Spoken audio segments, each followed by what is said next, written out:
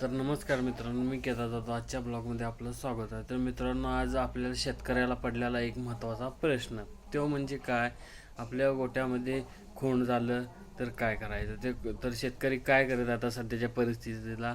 खोंड झाले की शेतकरी आता गोहत्या बंद असल्यामुळे बरेच शेतकरी रस्त्यावर सोडून देत आहेत, चोरून कटिंगला विकत आहेत, किंवा असं कुठं पण असं फेकून दे, असं बरेच असं करत चाललेलं आहे. तर मी शेतकरी मित्रांनो, असं न करता तुम्ही एक काम करा, गोशाळेमध्ये द्या. त्यांनी व्यवस्थित त्याचं पालनपोषण करतील. आणि मित्रांनो, ह्यावर उपाय म्हणजे एकच गोष्ट आहे मित्रांनो, आपल्या गोट्यामध्ये आपण शॉर्टड सिमेंटचा वापर करणे खूप गरजेचे आहे. शॉर्टड सिमेंटचा वापर केला तर मित्रांनो त्याचा फायदा काय होतात, एक तर आपल्याला 90 ते 95% आपल्या गोट्यामध्ये कालवड तयार होत्या. आणि दुसरी गोष्ट म्हणजे आपलं ब्रीडिंगवर पण काम होतं.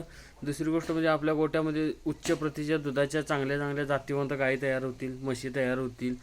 परत आपण मित्रांनो हे जर केला तर आपलं आपल्या गोट्यामध्ये कालवडीची संख्या पण वाढत्या, खोंडांचं प्रमाण कमी होतं.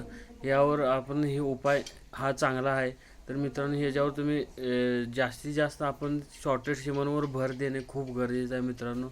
जर तुम्ही तसं केलं तर तुमचा गोटा बी सक्सेसफुल होतो, तुमचा गोटा सुधारतो, तुमच्या गोट्यामध्ये जातीवंत चांगली पैदास होते. तर मित्रांनो, तुम्हाला हा व्हिडिओ कसा वाटला कमेंटमध्ये नक्की सांगा. आणि मित्रांनो, लाईक करा, शेअर करा आणि फॉलो करा.